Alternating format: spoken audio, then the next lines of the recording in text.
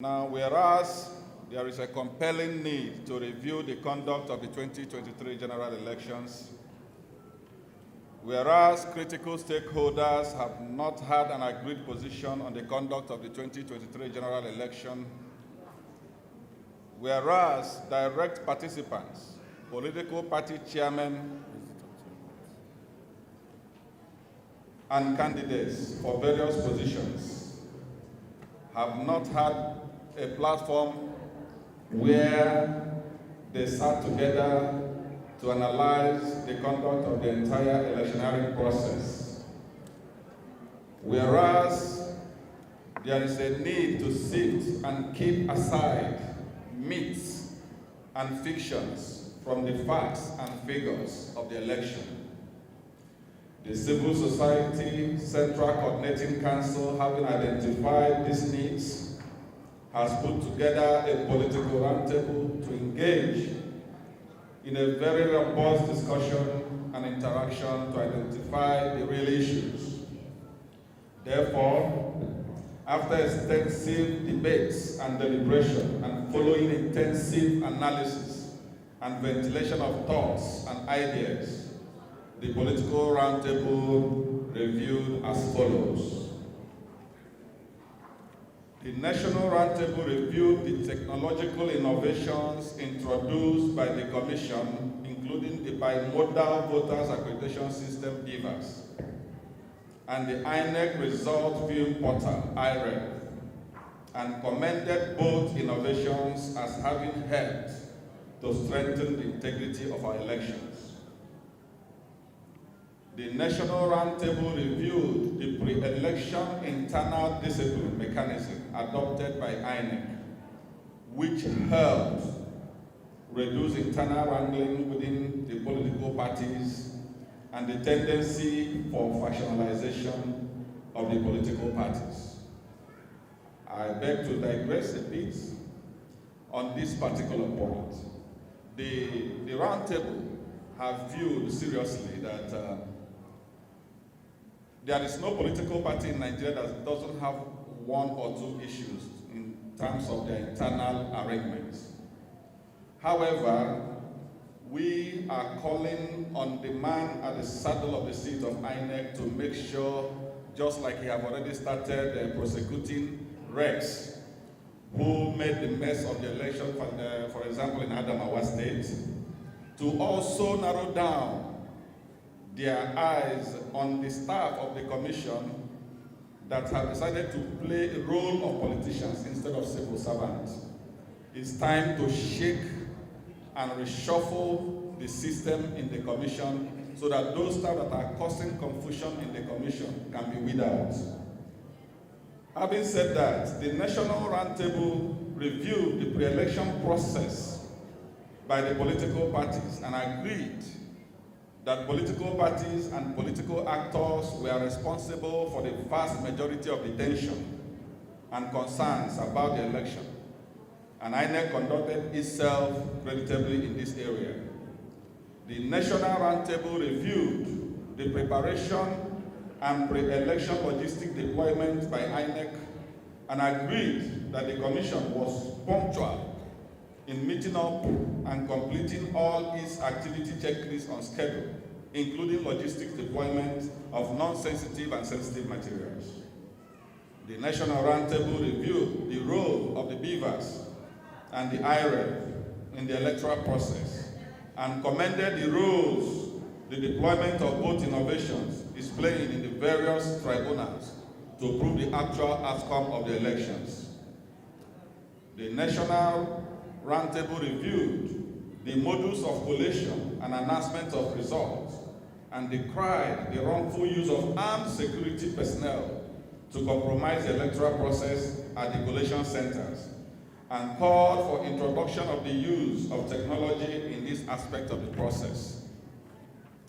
The National Roundtable reviewed the post-election application for certified true copies of relevant election documents by both petitioners and respondents at the various election tribunals and commend INEC for making available the copies of the huge volumes required, including the digital reports of the BVAS and IREV.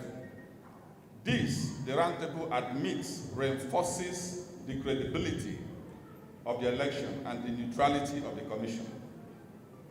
The National Roundtable reviewed the reports of continued efforts by politicians to compromise the BVAS machine for the upcoming governorship election in Imo State, my dear states, Bayelsa, and Kogi states. The Roundtable reviewed worrying reports that there are ongoing efforts to compromise the machines which were test run during the general elections and currently being perfected on how to upload fake and false accreditation figures on the machine.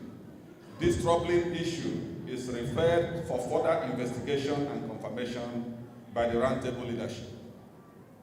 The National Roundtable reviewed the publicly quoted expenditures of the Commission for the conduct of the election and adopts its view of financial experts at the Roundtable that the figures tally with the technological and other innovations by the Commission for the conduct of the elections. Issues such as effective security features on all the different result sheets for each election was novel and worthy of commendation, and made it impossible for result sheets of any polling unit to be used in another polling unit. The National Roundtable reviewed the situations where there were attempts to manipulate the collation of results, and at all times agreed that armed security personnel were deployed by politicians to compel the unlawful actions. Roundtable calls for further engagements with security agencies on redefining their roles in electoral processes and stemming the tide of security personnel aiding the rigging of election, and calls on the National Assembly to amend the Electoral Act to include deployment of technology in the collation and announcement processes of our elections. The National Roundtable reviewed the outcome of the 2023 general election and adopted the fact that this was the most politically diverse National Assembly in the history of our country and in the history of our democracy, with no fewer than 6 political parties having representatives in the National Assembly. The Roundtable observed that in the House of Representatives, members from the minority parties are in the majority in the House, showing a truly representative House as voted by the people. The Roundtable agrees that this speaks directly to the integrity and credibility of the election and commended the Commission for performing well in this regard. The National Roundtable therefore frowns at the stereotype attack on the chairman of the Independent National Electoral Commission, Professor Mahmoud Yakubu, who happens to be the same person that put everything online to push through the technological innovations and reforms, cleaned up the voter register, is prosecuting and disciplining staff as high as the State Resident Electoral Commission, insisted that BVAS must be used for the election. The Roundtable views the attack as expression of ill will being and done in bad faith to achieve objectives which may not be noble. Roundtable plays the role of some local civil society organization on this unpatriotic and selfish report, which was presented without proper consultation of the Nigerian civil society and thus presented the community in a very bad light. The National Roundtable criticizes the election observation report of the EU, which falls below standard of any report by any credible agency on election observation mission. The Roundtable wondered how the EU could rely on the report of few observers deployed in a handful of urban centers, be representative of the over 180,000 polling units in the country.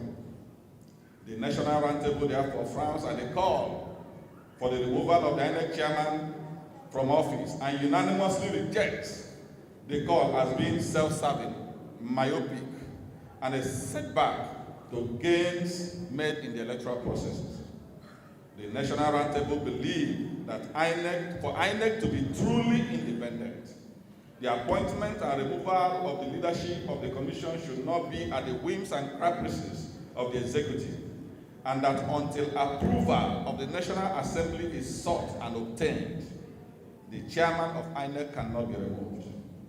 The National Roundtable, having analyzed the pre-election, election day, and post-election outcomes of the elections, and without prejudice to the ongoing petitions at the tribunals, gives INEC a pass mark and unanimously passes a vote of confidence on the chairman of the commission, Professor Mahmoud Yakubu, for his outstanding conduct of the 2023 election, and condemns in strongest terms the attacks on his personality and the calls for his removal from office. The National Roundtable therefore calls for the support of all stakeholders, particularly the new security chiefs, to the chairman of the Independent National Electoral Commission for the upcoming November governorship election coming up in Imo State, Kogi and Bayelsa, so that the performance at the general election will be surpassed. While thanking all the participants for their sincere contribution, may I, on behalf of myself, my Great Party Action Alliance, the National Think Tank Committee of a Great Party, my brothers, Chief Dan Wanyam was heavily mentioned, Alhaji Nalado, and every other participant that participated throughout this period of deliberation, urge all Nigerian citizens in public office to continue to do their best at all times in the interest of Nigeria.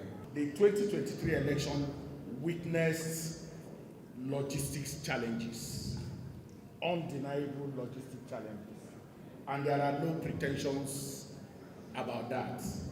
And that happened first and foremost because we're a big country. Our topography can be challenging. That is one side of it. But those things did not just happen on us, they've always been there. So we should have found a solution to those challenges. The next is the subversive activities of certain elements within the Independent National Electoral Commission that are managing the election by first and foremost ensuring that the number of vehicles that were meant to be deployed to make sure that materials are taken from different points, different polling units, different areas, were not taken there on time. We also have the challenge of the security that has to accompany those materials from one point to the other. In most cases, we find out that the security agent starts their march past in the morning before escorting those vehicles. So logistics challenges, we must, as a nation, address those perennial logistics challenges because it affects the punctuality index for every election. And there is no way we can continue a situation in which we announce that elections will start at 8:30 and end about 2:30, and in many cases it extends even to the next day. Those are things that we need to deal with. The second issue is the deification of technology. We have deified technology to the point where we have given the impression that technology will solve all our problems. But even the most advanced technologies in the world are very cynical in deploying technology to the election. But for the 2023 election, we must segment the different ways in which we deployed technology. And that is perhaps the challenge that quite a lot of people have. The technology that was used for 2023 election was a cost-saving technology. Cost-saving because it is the same machine that was used for voter registration, that was used as BVAS, that was also used as INEC. Ordinarily, what then will have happened is that we will have bought data capturing machines the way we did in previous elections, and then, spend that huge amount of money buying laptops all over the country. That money was saved by the INEC. And that is not coming out in discussions that 2023 election was one in which money was saved for the country through the deployment of technology. The second part of this is that this same technology was used for accreditation and voting. And every report that you have seen, both positive and negative reports, have indicated that the BVAS worked 98% in the places where it was deployed. And my simple understanding of grading in scores is that if you have 98%, that is an excellent score. But what has happened is that many people have ensured that that part that the voting and accreditation went on in 98% of does not come to public space. And what have we done? We have stayed on the announcement, the declaration and announcement of results, and the non-upload of results in the INEC.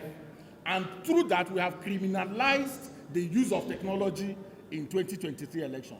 But the truth of the matter is that announcement and declaration of results in our election is manual. It is manual because Form EC8A is given to party agents and also given to the security agents. It is only after they have collected these documents that the result is then uploaded into the result the portal. Now, what is the value of this portal? Why are we celebrating the portal? We are celebrating the portal because in previous elections, if you are a researcher in Nigerian election, you cannot find any result in the cloud from 2003 to 2015. You are not likely going to find the result of elections in the cloud in Nigeria. But in 2019, with all the weaknesses that we saw in the transmission of results, today, anyone who is researching Nigeria election can find some results in the cloud. That is a positive. So technology failed in one place, which is the non-timely upload of results, but it does not fundamentally affect the whole process of election result management. And that is key in understanding how technology failed in 2023.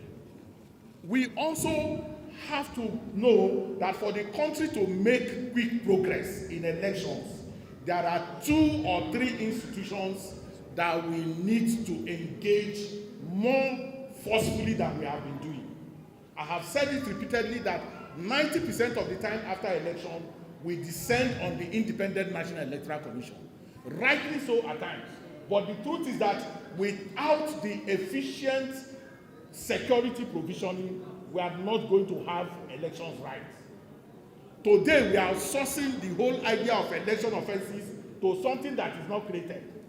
We are still talking about electoral offenses commission that is yet to be created. And we have given the security agencies comfort in doing their work to ensure that slap that is given to somebody on election day is not going to be treated as slap that is not already in our constitution. The laws are broken when that happens. The final and most important institution is the judiciary.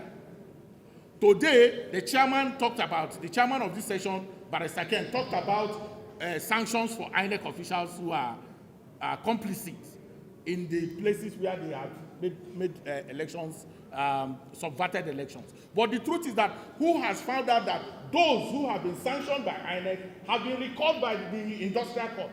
Many of them have been asked to be replaced by the industrial court. And so the role of the judiciary in making sure that punitive sanctions are not given to people who break the law is something that we need to take up. Having said that, I want to appreciate the council for inviting us.